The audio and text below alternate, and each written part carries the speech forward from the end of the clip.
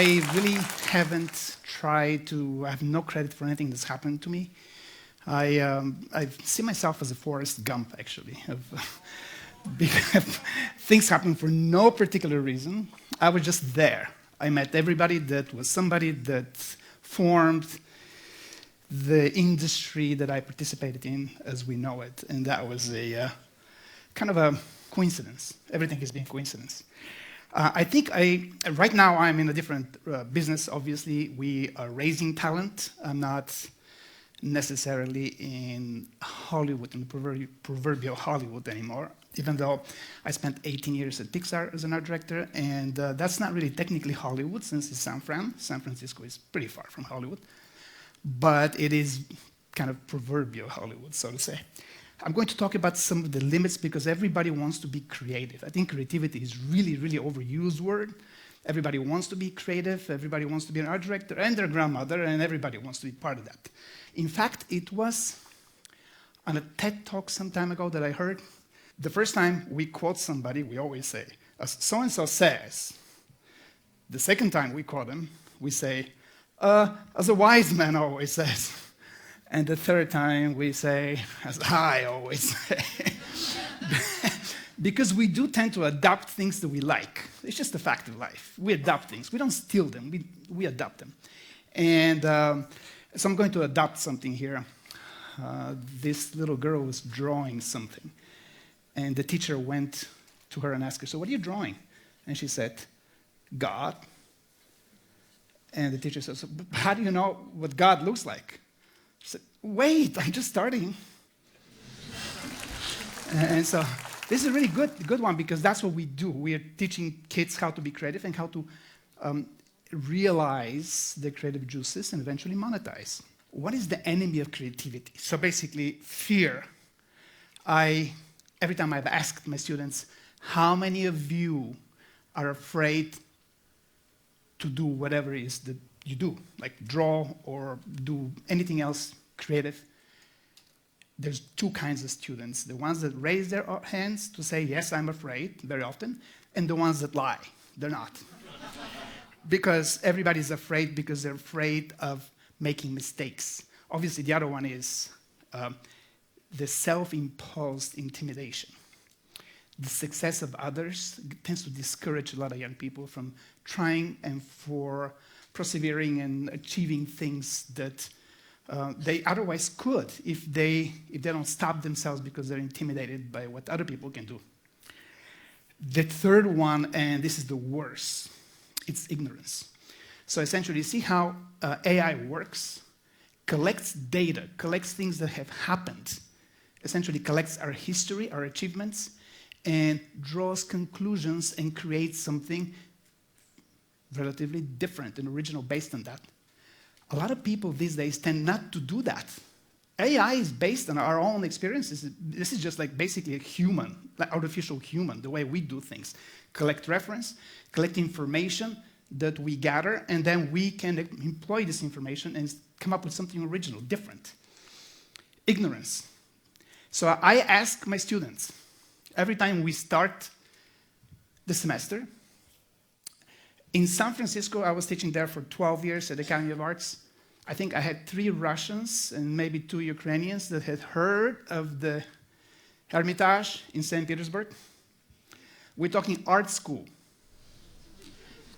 It's only the second most important collection of human achievement and experiences in the world, perhaps after the Louvre. But even how do you gauge that, right? You can't gauge it. And this is art school. Here in Europe, perhaps, and I'm including Rome, where I also helped co-found an academy, maybe 5% of the students have heard of Hermitage. That is a scary, scary thought when you think about it. It's one of the most important centers of art that we can possibly imagine. And what is art? Art movements. Art movements are the history of a society, of a group of people, their collective experience. That's their story that they tell in the particular time of their history, which is essentially visual storytelling. Visual storytelling is what we do when we create films, when we create video games, it's essentially a story, and it's a visual story. It's not a written word. It's something that you see and you absorb, and you can understand that. But when we don't know what different art movements and when we have no idea about history, then we are essentially uneducated. It's really difficult to even use artificial intelligence when you don't know what to prompt. I mean, for that, you need basic information. And that's the difference between information actually and knowledge, because knowledge is very different than information. Let's take German expressionism, for example. It's like one of my favorite movements. It's the story of a defeated society, right? Germany loses the war, World War I. They're defeated, they're depressed. It's a terrible time for them. They come up with a style that visually expresses their mood, their emotions, their feeling as a society, as a group of people. I mean, look at this. It's ugly to an eye that's looking for a beauty, but it's really strong and powerful to an eye that's looking for substance. Some examples. This is Munich, if you can imagine, one of the most beautiful cities.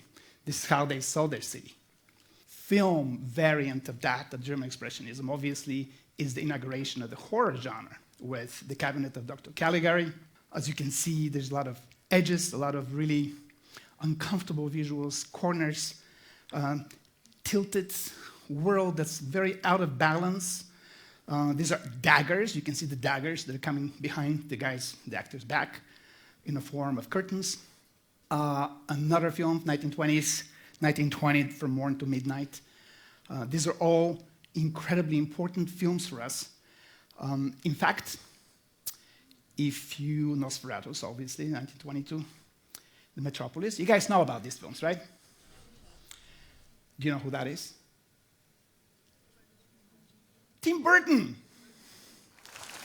Tim Burton made a career out of understanding German expressionism and transferring it to today's context. Well, when I say today, I mean 20th century, actually, which to me, that's still like today. But look at that. Cabinet of Dr. Caligari. Edward Scissorhands, right? Michelle Pfeiffer, 1992. Batman Returns, Metropolis. There's a lot of similarities here, right?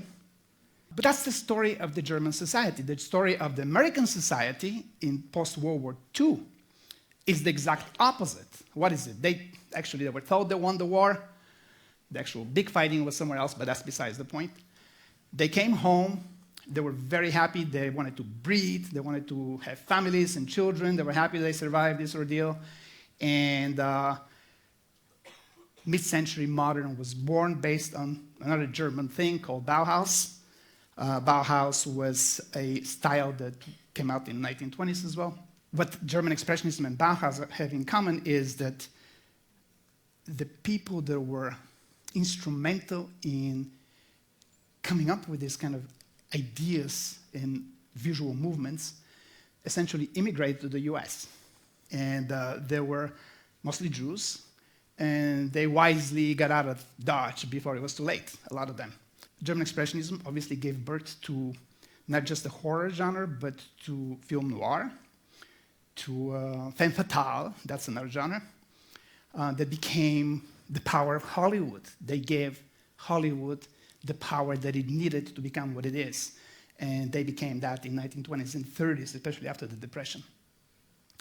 Mid-century modern is the opposite. It's this optimism. There's glass everywhere. There is a sunshine, light. Everything is modular. Everything is put together really quickly. They're optimistic. They believe in technology. They believe in their future. There's Superman there.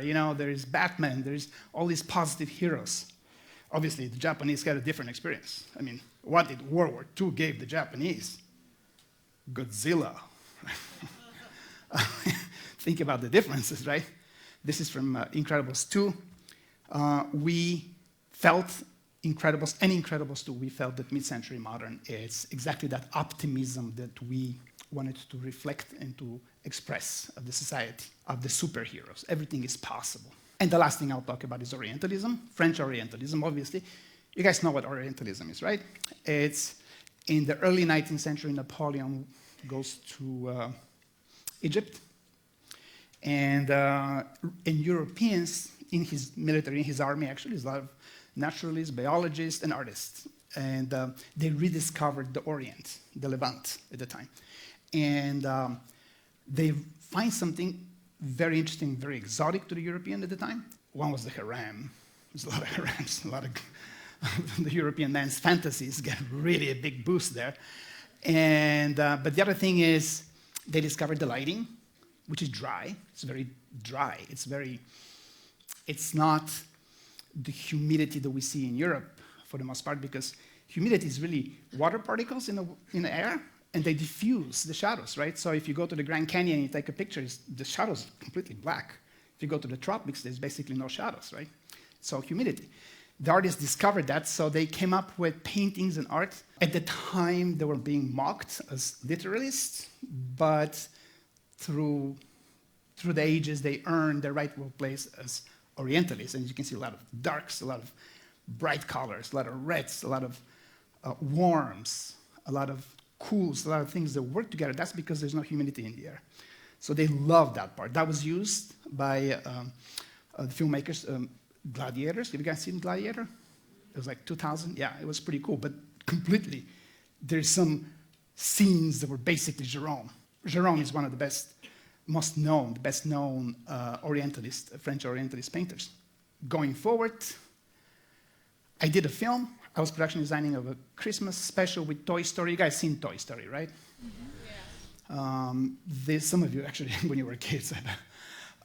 So essentially, it was a story about an exotic tribe that they had no idea there were toys and all that. So I just felt that French Orientalism is a really, really good avenue to go because of that kind of an exotic element in it.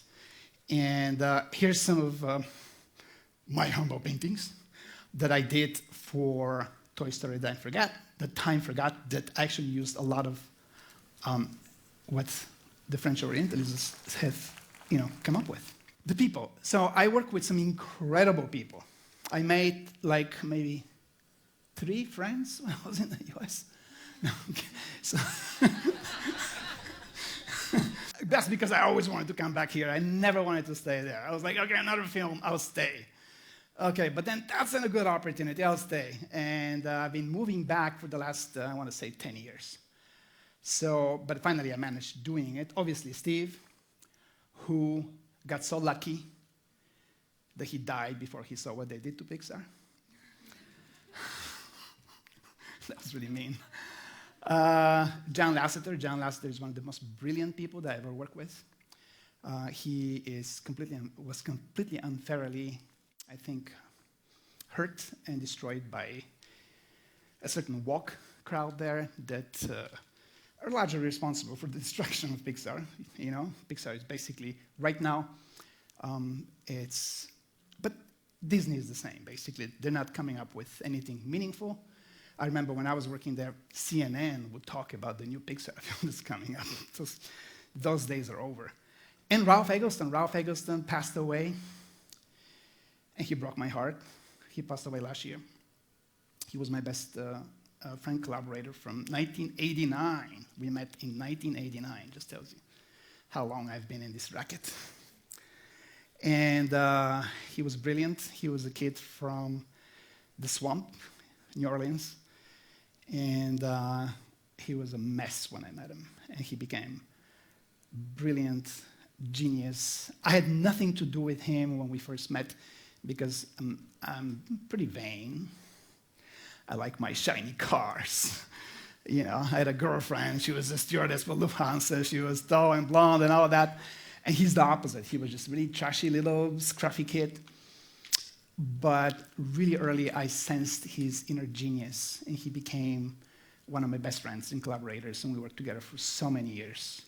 Finding Nemo was the first film that we did together. We worked on WALL-E together, and on Incredibles 2. And I just want to pay tribute to this guy, and this is really important it was really important for me to do that. So thank you very much.